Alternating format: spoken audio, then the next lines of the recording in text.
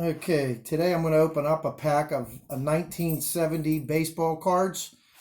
These cards are 50 years old, and it's amazing because I started collecting in 1976, and if I would have went back 50 years, it would have been 1926, and to me that's ancient.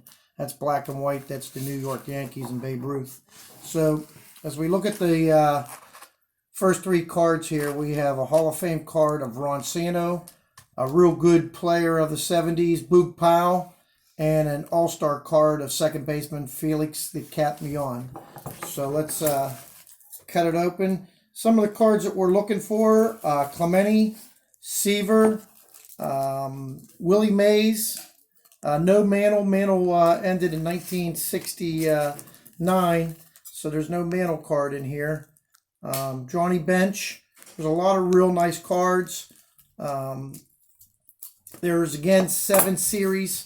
The first series would be the least expensive series. The 7th series, since it's the scarcest, it would be the most expensive. So the Ron Santo card's a very nice card. It's coming out of the 4th series. Ron's a Hall of Famer, and what was tragic for him was he loved baseball. He was a broadcaster for many years with the Chicago Cubs. Met Ron several times, got his autograph, and unfortunately passed away before he was elected into the Hall of Fame, which was a real shame.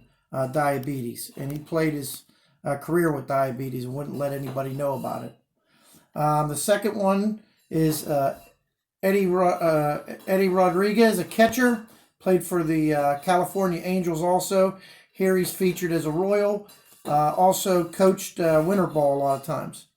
The third card is in the 4th series again, Ron Swoboda, an outfielder for the Miracle Mets. And the 4th card is Ron Bryant. Ron had a really good season where he won over 20 games. I believe it was 25. The next year he was in spring training. He had a diving board accident and hurt some ribs and was never the same. His career really went downhill and was basically out of baseball a few years later. Okay, let's open up the second pack. Okay, on the top is again Boog Powell.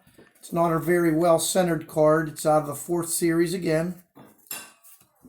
This card's out of the 5th series. It's a rookie card, and it's a rookie card of one of the scrappiest players of all time, Larry Bowa.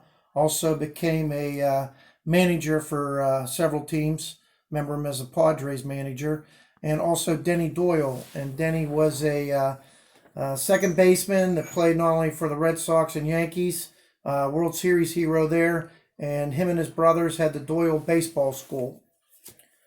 The next card is someone I'm not familiar with, Don Bosch of the Expos, and this card is out of the 5th series.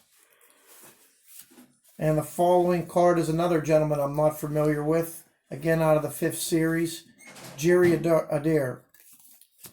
Okay, the last pack features Felix the Cat Millan. He's famous for his 1976 baseball card where he is choked up several inches up on the bat. Pirate fans will remember Felix actually had his career ended in Pittsburgh. Had a dispute with Ed Ott, and Ed Barrow slid into him and hurt his knee severely and broke up a double play. So Felix Millan lives down in Puerto Rico right now. Okay, the next card is a famous guy in baseball history. He was the one that started the free agency. This is Curt Flood. He was traded by the Cardinals to the Phillies. I don't believe he ever played for the Phillies, then later on went to the Washington Nationals. As you can see, this card is not centered very well, but it is in good condition and shows him in a Phillies. Well, it's probably a Cardinals uniform, but airbrushed into the Phillies. Next one is of Tommy Harper, Tommy the Roadrunner.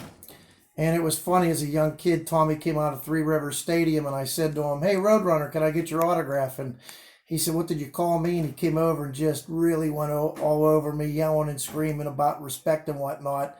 And then a young player came up behind him and said the guy does that all the time, and he flips off at people. So kind of a crazy story there about the Roadrunner. A lot of people used to call me Roadrunner just because of that incident.